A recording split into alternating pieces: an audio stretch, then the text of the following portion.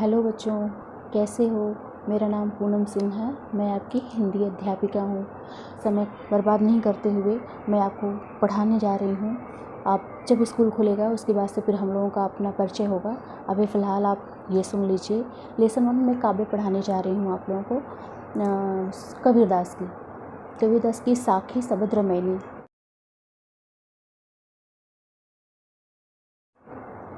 इसमें से साखियाँ और शबद का थोड़ा सा अंश आपके लेसन में प्रस्तुत किया गया है। तो आप क्लास 9 के स्टूडेंट हैं, तो आपके क्लास 9 के स्टूडेंट के हिसाब से मैं पढ़ाने की कोशिश करूँगी। अगर आपको जहाँ नहीं समझ में आता है प्लीज़ आप मुझसे पूछ लीजिएगा। कबीरदास के बारे में आप जानते हैं? कबीरदास कौन हैं, कैसे हैं, इनका जन्म कब हुआ, इनकी मृत्यु कब हुई है, तो हम आपको बता देते हैं। कबीर एक्चुअली क्या है ना, हमारे पास बुक भी नहीं है, फिर भी मैंने थोड़ा बहुत नोट किया है, उसी के माध्यम से मैं पढ़ाने की कोशिश करूँगी।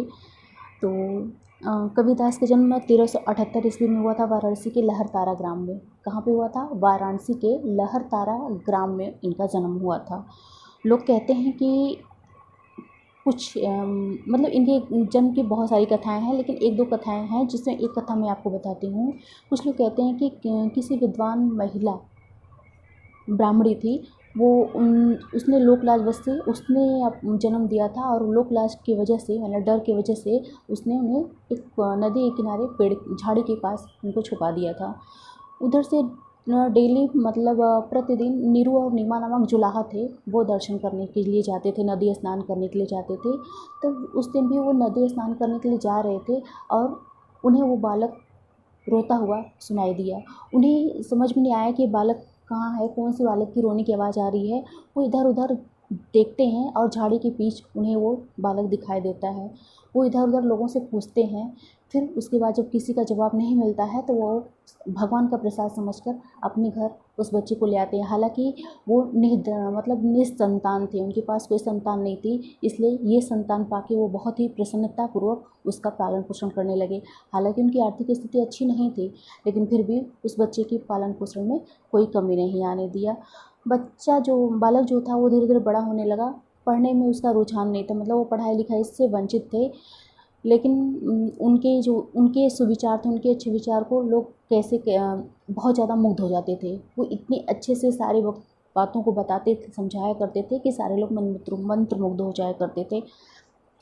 तो इस तरह से उनका जीवन आगे बढ़ता है। कहा जाता है कि ये पढ़े लिखे न होने के बाद भी बहुत अच्छे अच्छे रचना रची है। इसका कारण क्या है कि ये जो भी शब्द बोलते थे, इनका एक शिष्य था, वह लिखता जाता था। जिस तरह से इन्होंने महाकाव्य की रचना की थी। इनके महाकाव्य का नाम था, पुस्तक कहा जाएगा, इनके पुस्तक का नाम था बीजक। बहुत मोटा संग्रह था। तो बीजक नामक संग्रह था, और इसमें साखी सबद रामायणी के माध्यम से लोगों को संदेश देने का कार्य किया था, लोगों को बताने का कार्य किया था। तो इसमें आपके पाठ में साखी और सबद है। इनकी मृत्यु के बारे में बता देते हैं। इनकी मृत्यु जो है 1518 ईस्वी में हुआ था, बस्ती के निकट मगहर क्षेत्र में। बस्ती के निकट मगहर क्षेत्र में हुआ था 1518 ईस्वी में। आया समझ में? साहित्यिक परिचय के बारे में बता दें कि भक्तिकाल के निर्गुण धारा के कवि थे। भक्तिकाल के निर्गुण धारा के कवि थे। इनको लोग एक तरह से ये एक्चुअली मूर्ति पूजा का विश्वास नहीं करते थे, मूर्ति पूजा का खंडन करते थे। ये लोग कहते थे मंदिर में जो पत्थर है वो पत्थर है, वो भगवान नहीं, भगवान तो हमारे दिल में निवास करता है। तो ये मूर्ति पूजा का खंडन करते थे। घुमक्कड़ी स्वभाव के थे। उत्तर भारत में ये बहुत जगह यहाँ वहाँ भ्रमण किए थे, घूमे थे। तो घुमक्कड़ी स्वभाव की वजह से इनको क्षेत्रीय भाषा का ज्ञान था। जहाँ जहाँ गए तहाँ तहाँ की बोलियाँ सीखी। इस तरह से इनकी भाषा जो होती है वो खिचड़ी भाषा कही जाती है। क्या कही जाती है? मिली जुली भाषा, मतलब खिचड़ी भाषा की जाती है। इन्होंने संदेश क्या दिया था? इन्होंने संदेश दिया था ईश्वर प्रेम। ईश्वर प्रेम के लिए इन्होंने संदेश दिया था। ज्ञान तथा वैराग्य के बारे में इनकी पुस्तकों में पढ़ने को मिलता है। गुरु भक्ति फूट फूट कर भरी हुई थी।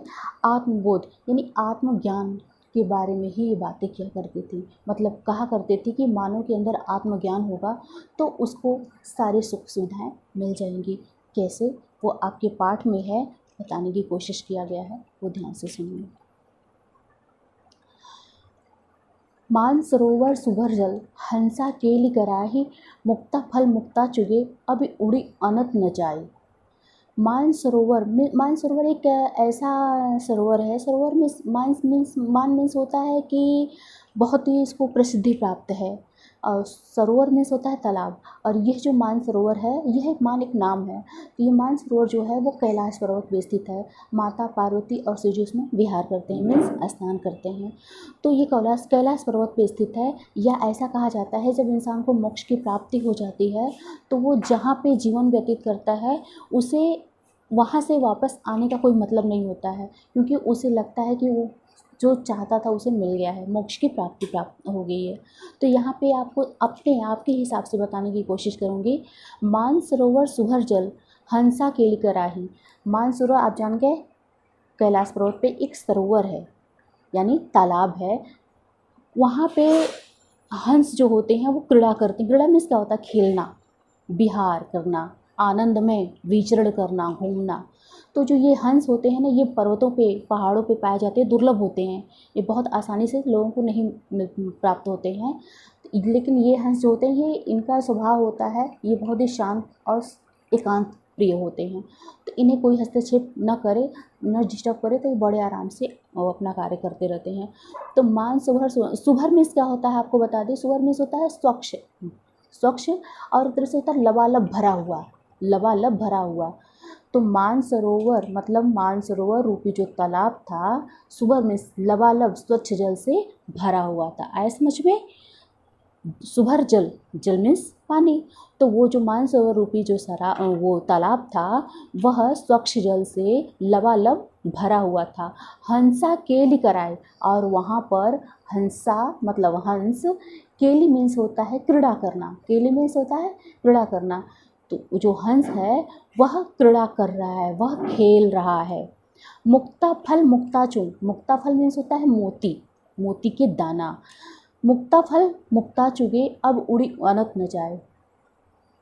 अब यहाँ पे आपको इस तरह से बता दें, जिस प्रकार से एक पक्षी यानी हंस रूपी पक्षी मानसरोवर रूपी तालाब में विचरण करता है, उसे अन्यत्र कहीं जाने की आवश्यकता नहीं होती है।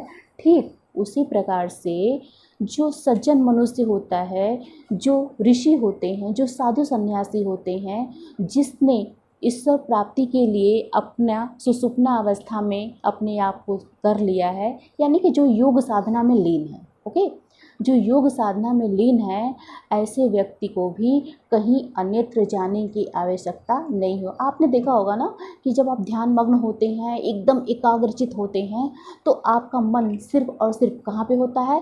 केंद्र बिंदु यहाँ पे होता है।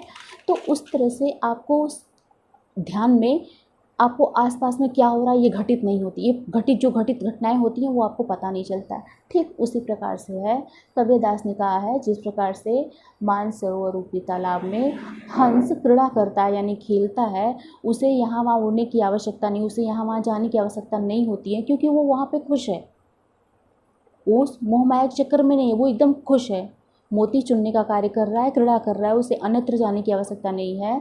ठीक उसी प्रकार से मनुष्य जो है, योग साधना में लीन मनुष्य जो है, उसे भी कहीं अन्यत्र जाने की आवश्यकता नहीं। जिसने ईश्वर प्रेम किया है, उसे कहीं और अन्यत्र जाने की आवश्यकता नहीं है। आगे समझ में? दूसरी लाइन है इसकी, प्रेमी ढूंढत मैं फिरूं, प्रेमी मिले न कोई, प्रेमी को प्रेमी मिले, शव विष अमृत हो। प्रेमी ढूंढत मैं फिरूं, यहाँ पे आपको ये बता दें कि प्रेमी ढूंढत मैं फिरूं, प्रेमी मीन्स क्या बताया गया है? प्रेमी वो होता है जो सच्चा प्रेमी, मतलब ईश्वर का प्रेम, ईश्वर का प्रेम। प्रेमी वो होता है जो किसी से अथाह प्रेम करता है, उसके लिए सर्वस्व त्याग दे देता है, उसके लिए त्याग करता है यानी कुर्बानी दे देता है, वह प्रेमी होता है। तो प्रेमी यहाँ पे कबीरदास हैं। कौन है? कबीरदास हैं। वो ये कह रहे हैं प्रेमी ढूंढत में, वो प्रेम की तलाश में, वो प्रेम की तलाश में, सच्चे प्रेम की तलाश में यहाँ वहाँ भटक रहे हैं। मतलब प्रेमी को ढूंढते ढूंढते ढूंढते सारे संसार में वो थक गए, लेकिन उन्हें सच्चा प्रेमी नहीं मिला। प्रेमी मिले न कोई, उन्हें सच्चा प्रेमी नहीं मिला। जो भी मिला वह मोह माया लोभ से ग्रसित था। उन्हें ऐसा प्रेमी नहीं चाहिए, उन्हें ऐसा प्रेमी चाहिए जो सिर्फ और सिर्फ अपने मन में, अपनी भावनाओं में वो लीन रहे, अपने से मतलब रखे। उन्हें मतलब कि एक तरह से वो ज्ञान दे, ज्ञान का सागर हो। तो ऐसे प्रेमी की तलाश में, ज्ञान के सागर की तलाश में वो यहाँ वहाँ भटक रहे हैं, लेकिन उन्हें वह ज्ञान प्राप्त नहीं हुआ, मतलब वो सच्चा प्रेमी नहीं मिला। प्रेमी को प्रेमी मिले, सब बस अमृत हो, लेकिन जब उन्होंने पूरे संसार में छान मारा, उन्हें सच्चा प्रेमी नहीं मिला, तो उन्हें ज्ञान हुआ, उन्हें ज्ञान हुआ, परम ज्ञान तो उनके अंदर है, ईश्वर तो उनके अंदर है, उनके आत्मा में निवास करता है। तब उन्हें प्रेमी को प्रेम मिला, जब उन्होंने जाना कि ईश्वर हमारे दिल में है, हमारे मन में, हमारे हृदय में है, तब उन्हें ईश्वर रूपी साक्षात ज्ञान प्राप्त हुआ। अब उनका जो विश्व रूपी, जो बहुत सारे उनके मन में मोह माया तृष्णा लोभ लालच इत्यादि था ना, वो सारा प्रेम आने से, मतलब भगवान का प्रेम आने से सारा जो विष होता है वो अमृत रूपी में बदल गया, अमृत में बदल गया। मतलब उनके अंदर का जो विकार था, बुराई थी, वो दूर हो गई और उनके अंदर अच्छाई ही अच्छाई आ गई। आया समझ में? फिर से बता दूं, जिस प्रकार से प्रेमी जो होता है, प्रेमी की तलाश में यहाँ वहाँ भटकता रहता है, वैसे सो कबीरदास जी भी हैं, वह अब सच्चा ज्ञान के लिए यहाँ वहाँ भटक रहे हैं, लेकिन उनको सच्चा ज्ञान नहीं मिलता है। जब उन्होंने अपने हृदय में झाँका तो ईश्वर रूपी ऋषि का, ईश्वर रूपी आत्मा का दर्शन हुआ। अब उन्हें समझ में आया कि मेरे भगवान तो मेरे अंदर है, मैं यहाँ वहाँ कहाँ ढूंढ रहा हूँ। तो उनकी सारी बुराइयाँ, उनकी सारी मोहमाया दूर हो गई और उनके अंदर में अच्छाई आ गई। आया समझ में? आ गया ना समझ में? जो नहीं समझ में आता है फिर क्लास चलेगा तो मैं इस फिर से रिवीजन करा दूँगी।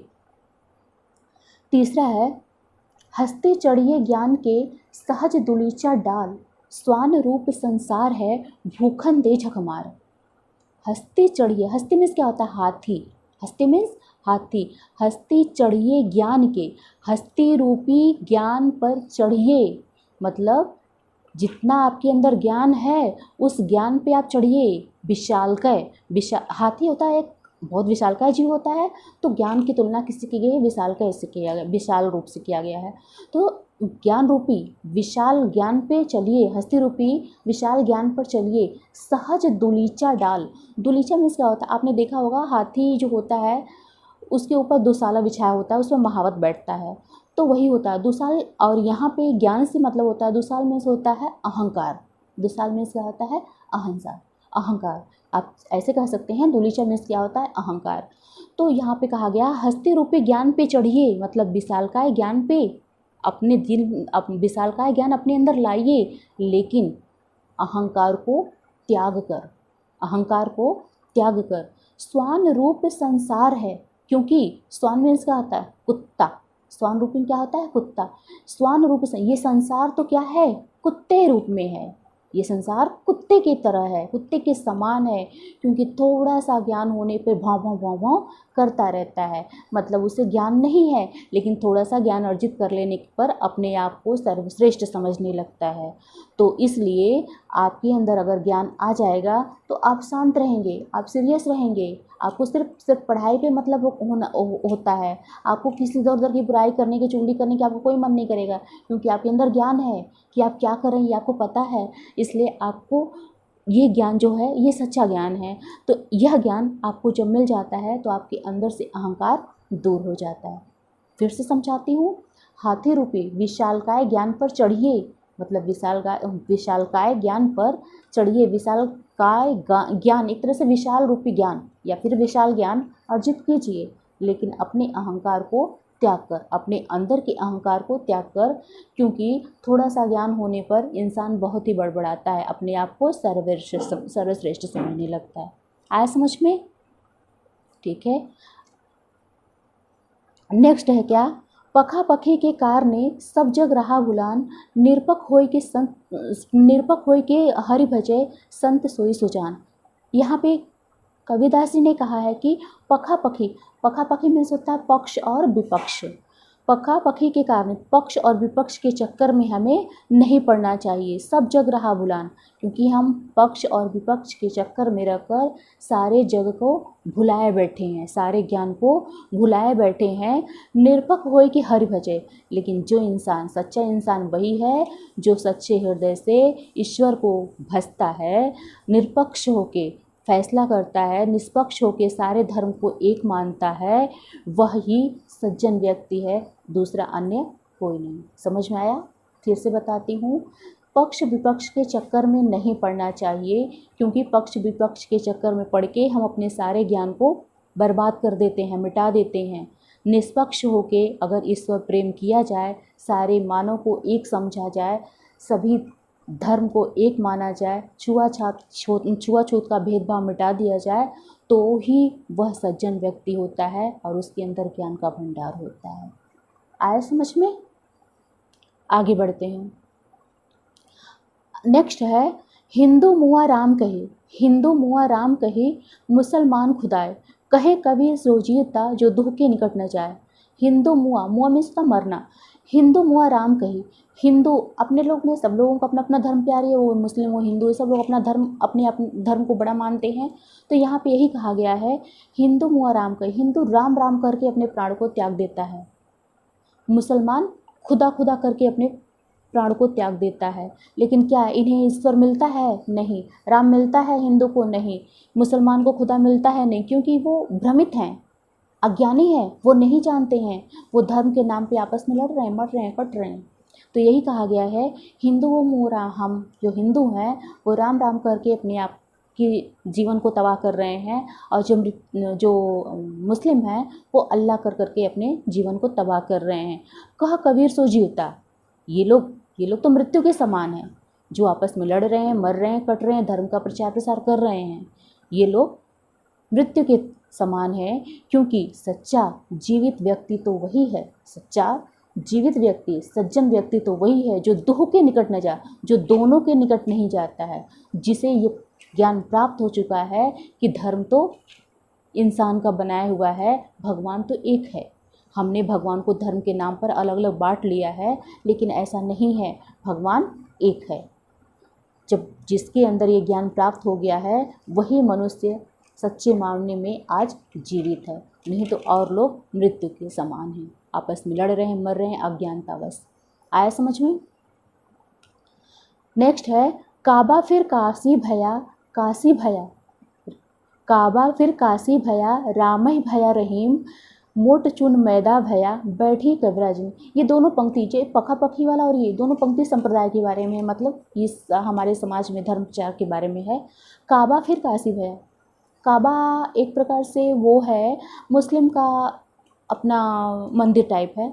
काबा फिर काशी भया, अगर हमारे अंदर ये ज्ञान है, अगर हम ज्ञान प्राप्त कर चुके हैं, तो हमें ये पता होगा कि काबा ही काशी है और काशी ही काबा है। ये तो हमारा भ्रम है ना, हम भगवान को अलग अलग मानते हैं, खुदा ही राम है, राम ही खुदा है।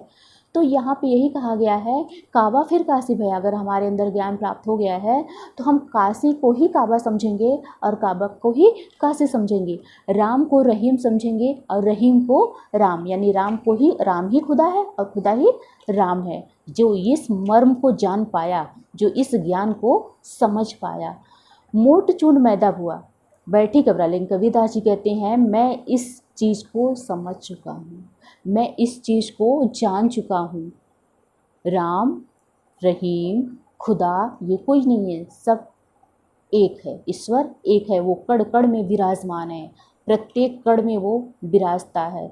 इसलिए मुझे ये ज्ञान जो प्राप्त हो गया है तो मैं इसके निकट नहीं जाता हूँ, मेरे लिए काशी ही काबा है और काबा ही काशी है, राम ही खुदा है और खुदा ही राम है। मोट चुन मैदा भया, और जब उनके अंदर ये ज्ञान प्राप्त हो गया तो उनके अंदर का जो मोट चून, जो उनके अंदर भूसी रूपी, मतलब एक चूना मतलब एक होता है ना मोट चून मैदा है। आप जानते हैं आटा, आपने देखा होगा, आटा को जब वहाँ से खरीद के लाते हैं आप, तो उसे चालते हैं, छन्नी से छानते हैं।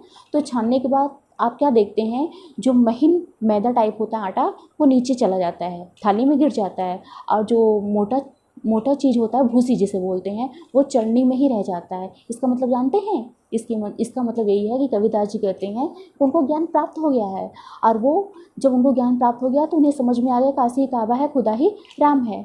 तो ये क्या करते हैं, इनके अंदर की सारी बुराई, सारे विकार दूर हो जाते हैं।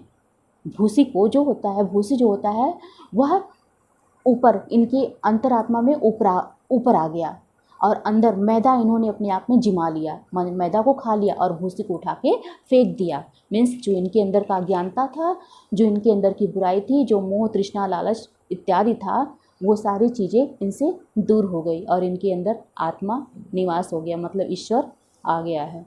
आया समझ में? लास्ट है इसका, साखियाँ का लास्ट है। ऊंचे कुल के जन्मिया जे ऊंच न करनी होए, सुवरन कलश सुरा भरा साधु निंदा सोए।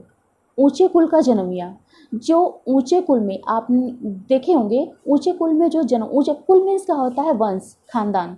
जो ऊंचे कुल में जन्म लेता है वह ऊंचा नहीं कहलाता है। ऊंचा कैसे होता है? अपने कर्म से, अपने कर्म से वो ऊंचा होता है।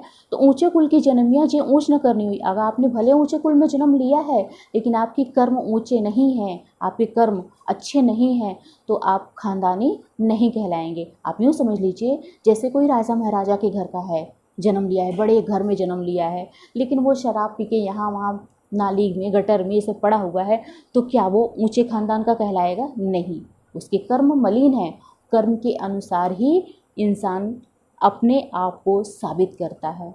तो यहाँ पे ये भी है, ऊंचे कुल के जन्मिया, ऊंचे कुल में जन्म लेने से जे ऊंच न करनी, आपके कर्म अगर ऊंच नहीं है, ऊंचे नहीं हैं, अच्छे नहीं हैं, तो कोई फ़ायदा नहीं, कोई मतलब नहीं है। क्योंकि सुबिरन कलश सुरा भरा साधु निंदा सोए। क्योंकि पूजनीय लोग, पूजनीय व्यक्ति कौन होते हैं? साधु, सन्यासी, सज्जन, मनुष्य पूजनीय होते हैं। तो उन्होंने कहा है कि जिस प्रकार से आप देख लीजिए, सोने की सुराही में, आप यहाँ पे कलश मीन्स होता है सुराही, और सुरा मीन्स क्या होता है? शराब। सुरा मीन्स शराब। तो जिस प्रकार से आप एक साधु को अपने घर में बुलाइए, महान पहुँचा हुआ साधु, सन्यासी, सज्जन मनुष्य को बुलाइए, वो सज्जन मनुष्य सोने के सुराही में भी अगर शराब रख देंगे तो क्या उसको पिएगा? वो नहीं, उसकी निंदा करेगा, उसकी बुराई करेगा, क्योंकि वह उसकी अच्छाई को मार देगा। और उसे पता है कि हमारा कर्म क्या है, हमारा धर्म क्या है, और हमारे अंदर के गुण क्या हैं। तो वो क्या करेगा? वो कतई उस शराब को हाथ नहीं लगाएगा। तो यहाँ पे आप ऐसे समझ लीजिए, जिस प्रकार से जो सज्जन व्यक्ति होते हैं, सोने के सुराही में भी शराब रख दिया जाए लेकिन वो उसका पान नहीं करेंगे, उसे पिएंगे नहीं।